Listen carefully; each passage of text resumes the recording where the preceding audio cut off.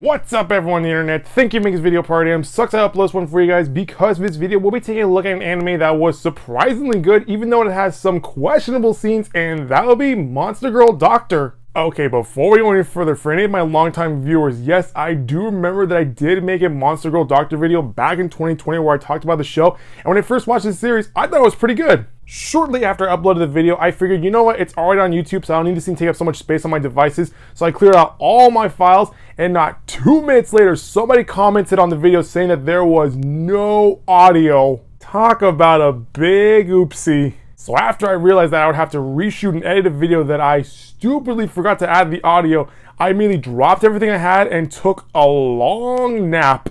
So yeah, for some time I kept reminding myself that I was going to get back to this series so I can do a proper video, but I got kind of distracted last year, but this year I made sure that I was going to reshoot and re-upload this review. With all of that behind the scenes drama out of the way, let's finally talk about this series. So this anime was released back in 2020 and is set in a magical world where we have monsters, humans, and magic all coexisting with one another. And while the opening scene fills you in on the history of this world where monsters and humans have learned to live with one another, as the scene fades to black, the next thing you hear is the sound of a young girl moaning. At first, my initial reaction was, whoa, what the heck is going on here? But as it turns out, it was just a standard physical that our main character was performing on one of his patients who just so happens to be a female minotaur, which sort of sets the stage for what to expect from this series as we follow Dr. Glenn, who is the youngest human doctor, and his nurse assistant Safi, who is a female Lamia, go on a day-to-day basis as they treat different kinds of monsters. And one of the things I liked about this little show is how it shows us a different perspective of fantasy anime.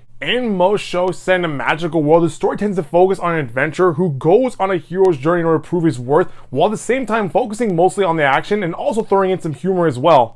However, when you look at this anime, the story tends to focus on this young doctor treating his patients while at the same time providing some information on the different types of anatomy that each monster has. Which is really interesting when you think about it, because some of the monsters that Glenn treats throughout the story are some of the more popular monsters that we associate with fantasy. From mermaids to dragons, we see this doctor treat all different kinds of creatures. And one of the things I also liked about this show is how even though we see this young doctor and nurse go on different adventures, the anime still has an overall story to tell. Because throughout the season, while Glenn and Safi are treating different types of monsters, they're also improving their medical skills, which will be put to the ultimate test when they have to treat a very important patient in the finale. So overall, I really enjoyed this little show as it really does give viewers a unique perspective of fantasy anime.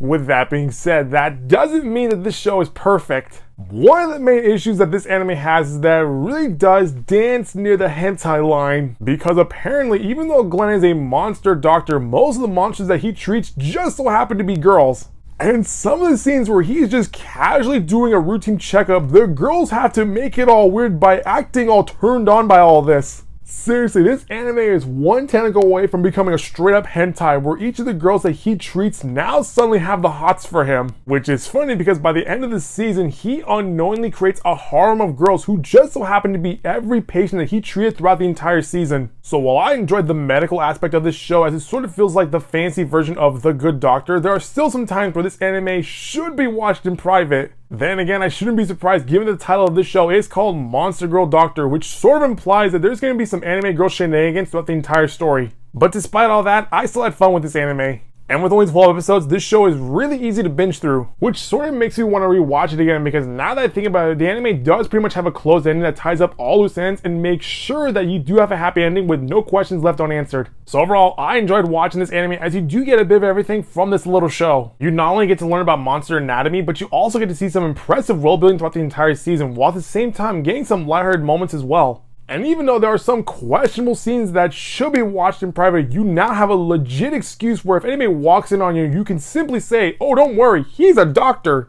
Okay, so with that out of the way, I'm going to make sure everything is up and running by the time I upload this video, especially making sure this video has audio in it, because I would hate to do this a third time. Well, that's going to do it for this video, guys. That was my overall view for Monster Girl Doctor. If you like what you saw, click the subscribe button so you can get all these updates from this channel. I'll see you next time with a brand new video.